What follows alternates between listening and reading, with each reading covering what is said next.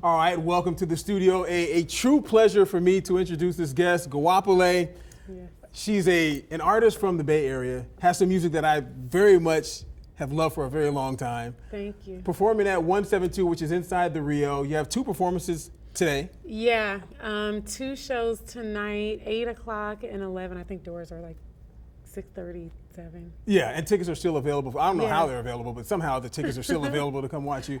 Now, I wonder about this. When was the last time that you performed here in Las Vegas?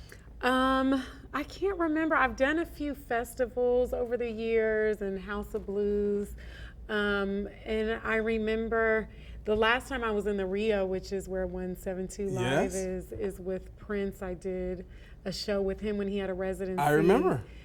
Were you there? I've been to that show. I wasn't at that particular Yeah. performance, but I was there when he opened it It was up. like a wonderful run, Yes. right? I had so many friends that kept coming out for all those shows. So it's interesting now to be back at the Rio. I'm looking forward to tonight. That's cool. And I do know that when you performed at the Rio when Prince, Yeah. during his show, he came on stage and he actually performed with you. He played the guitar for you. He did.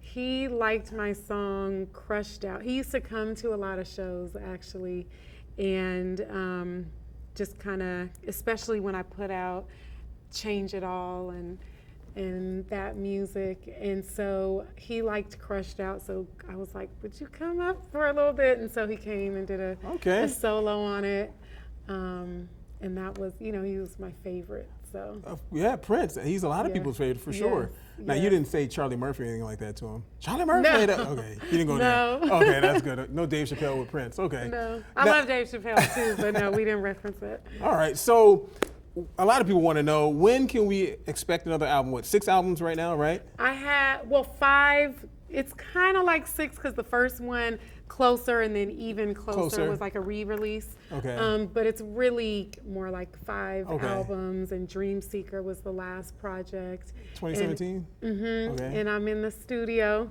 working on the next project now. Okay, all right. Yeah. Now, I wonder about this. A lot of fans probably wonder, you get asked this all the time, just whom you were influenced by. But not just that. Yeah. Whom now are you listening to? Like, you know what? Okay, because there's not a lot of good singers, to me, in our day. I think there's just so much music out there. It's kind of hard to filter through, but there's still good music, Okay. and I'm like trying to just keep up with all the artists that are popping up. I've been listening to Lucky Day recently.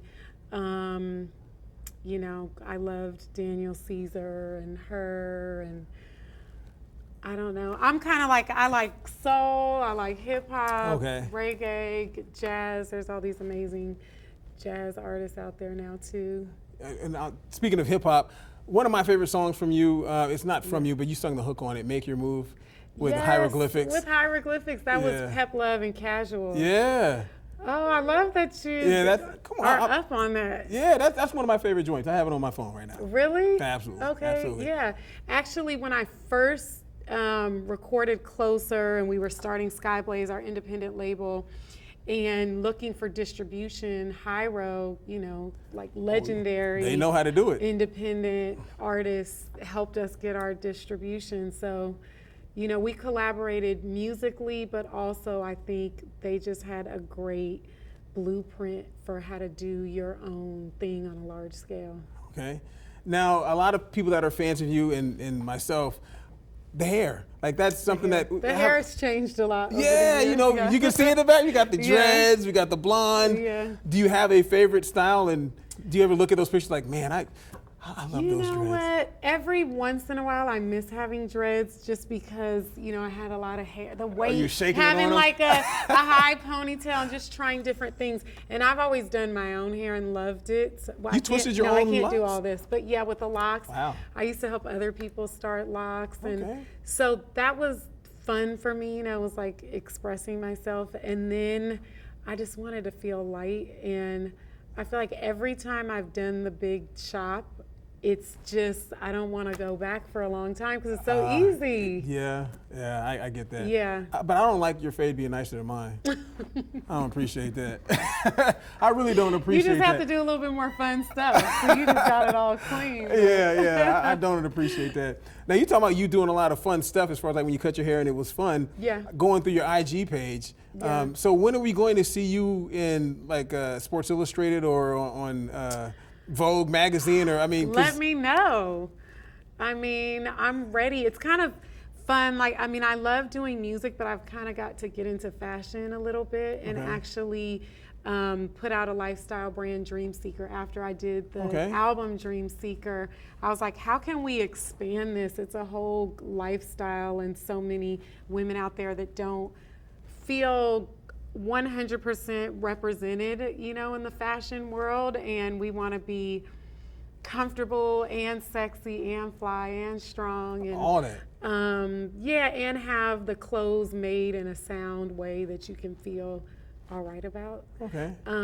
So it's been fun to get to be part of production and be creative in that world and do a little modeling with that, and I just want to expand it more. Okay, all right. So when people go to 172 at the Rio to watch you perform either at 7:30, which I'll be at that one, or the later show, what can they expect to hear? I mean, can they expect, obviously they're going to hear Closer, but are you going to get up there and be like Hammer and all around the stage? No. Or you maybe like Erykah Badu, you gonna like incense? I'm just kidding. I'll light the incense in my room.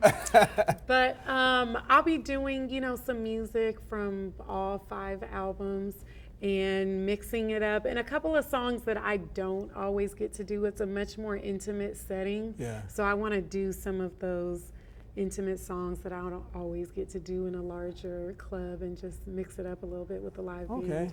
Any chance that you can get some sports guy to come on stage and help you out? You know what? I can be Clyde Carson, and if you want to do, I really can. If I do different, you know, had I was born in Oakland. See, I might need to let them. I might need to get different ready so you could jump on a verse up there tomorrow night. You know. Now I wonder about this as well.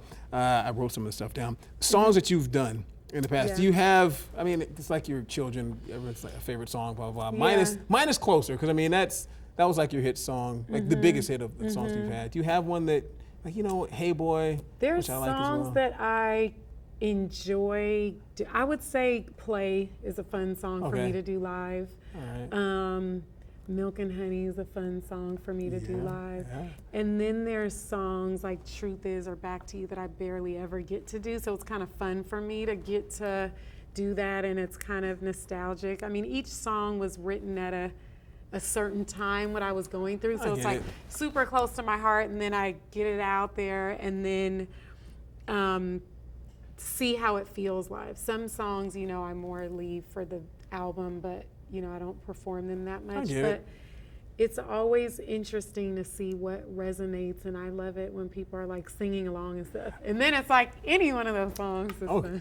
I noticed that. That's something that you enjoy doing when you're having a concert, that you like to have the crowd participation. For sure. Okay. Not like yelling all types of stuff, but like right there with me, singing along and just being part of the experience. Okay. You know? All right, I like that. Now, another thing I saw on your IG, a sad moment when Nipsey passed. And it hit a lot of, you know, hip hop world, the, you know, R&B soul world as well. Like, how did that influence you? Because I noticed that you took time to make a post with that. You know what?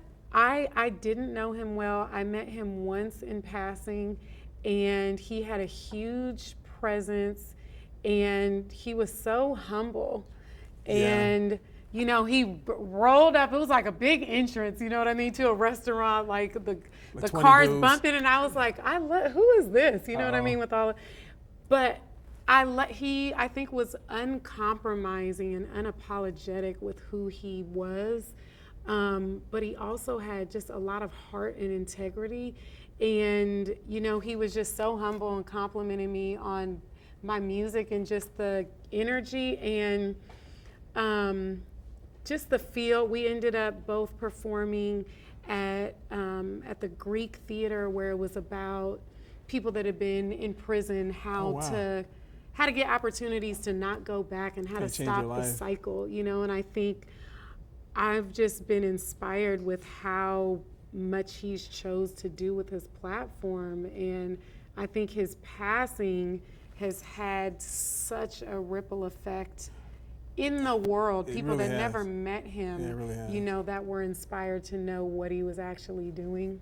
Yeah, no, here at the TV station, we had different stories from Nipsey Hussle. Yeah.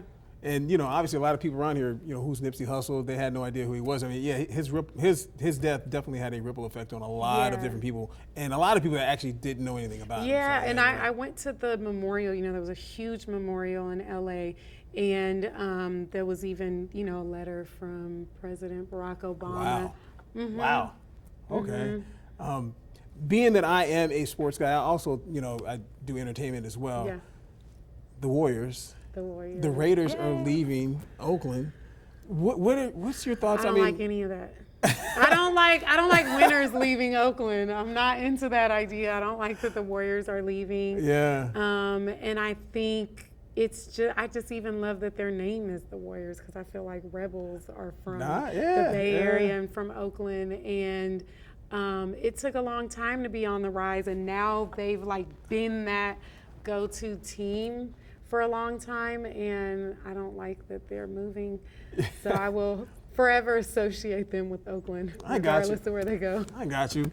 All right, just so the people out here in Las Vegas can, you know why they should come see the show. I mean, obviously you should come see the show because you're a beautiful singer, but go ahead and speak to Las Vegas. You haven't been here in a little bit, and tell them why they should come check you out. Yes, I'm excited for tonight. You should come through. It's 2 shows. And what I like about this venue, it's intimate, so it's going to be a unique experience with the live band. And you can hear some of the rare songs from the 5 albums, and hopefully your favorites. All right, and I can sing if I say something like, hey, please, can I jump up? For sure. I welcome crowd participation. This is rolling now. Yes. No, for real. I won't take that back. I love it when people sing along. Ooh, don't play with me. All right. That's what I'm talking about. Goapele at 172 LV Live. They're presenting this concert. Thank you very much to those guys for putting that together. Thank you for having me. Thank you. You are so sweet. You're so sweet.